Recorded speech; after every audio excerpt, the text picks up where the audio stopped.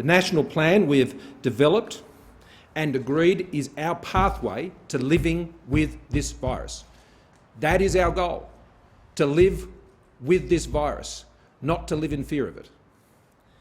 It is a plan based on the best possible scientific, medical and economic advice, I would argue available to any government in the world. We have the best people working on these issues, and it's based on the best evidence that is available to our government. It is a plan that has been developed very carefully, and I want to stress over many, many months. We began this process earlier this year. We've been through 2 iterations of the Doherty modelling to produce the national plan targets that were agreed a month or so ago. And indeed, as you will recall, the national plan was first agreed without those targets attached to it, understanding what the steps would need to be, and then with the science guiding our decisions about what those targets should be. We have been cautious during the pandemic, and that has saved lives, and it has saved livelihoods. There's no doubt about that. 30,000 lives saved, 1 million people back in work as we have combated this virus in all of its strains over this more than 18 months now. But once you get to 70% of your country that is eligible for the vaccine, and 80%, the plan sets out that we have to move forward. We cannot hold back. Our task between that day and now is to ensure that we ready ourselves for that next phase. It means that we must continue to vaccinate at the record paces we are now doing that. We must ensure that our public health systems are ready for the increase in the number of cases that will occur. We must be clear about the rules, the common sense rules that continue to apply post 70% and post 80%, which is factored in to the work that is being done, that has been the basis of our plan. Common sense rules. And we must adjust our mindset. Cases will not be the issue once we get above 70%. Dealing with serious illness, hospitalisation, ICU capabilities, our ability to respond in those circumstances, that will be our goal. And we will live with this virus as we live with other infectious diseases. That's what the national plan is all about, was always about. That's how we designed it, and that's how it needs to be implemented. Because the national plan is our deal with all Australians.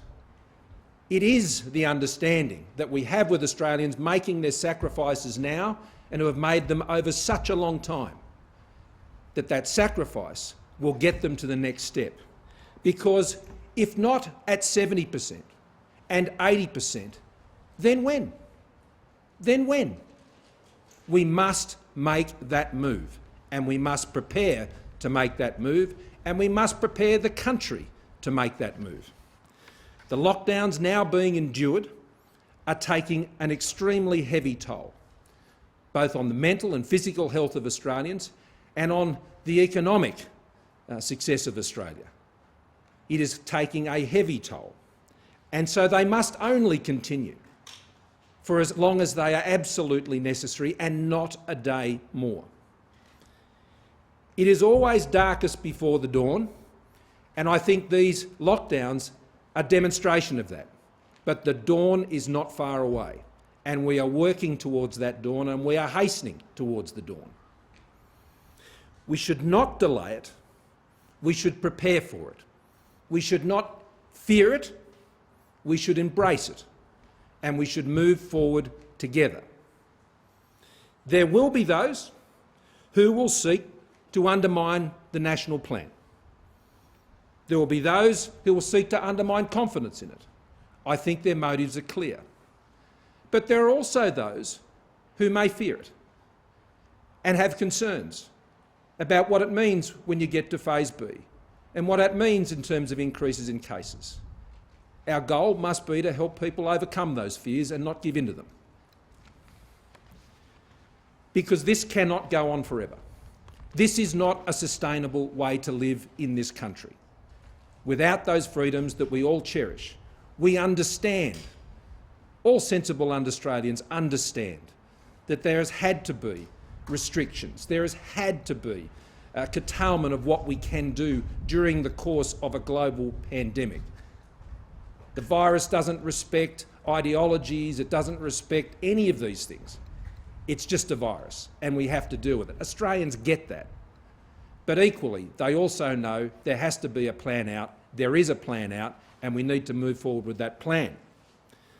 These lockdowns, once we reach our goal, we know on the scientific, medical and economic advice do more harm than good. And so it's important that we move as quickly as we can to that next phase. And there is strong progress towards that plan. The Health Minister will outline more of this in a moment. 1.8 million vaccines in just the last 7 days. On a per capita basis, that's on par with the best ever week in the United States and better than the best ever week in the United Kingdom. Australia is hitting those records. In particular, 17.15 million doses have now been administered around the country. And I want to stress that 75% of over 50s have now had their first dose.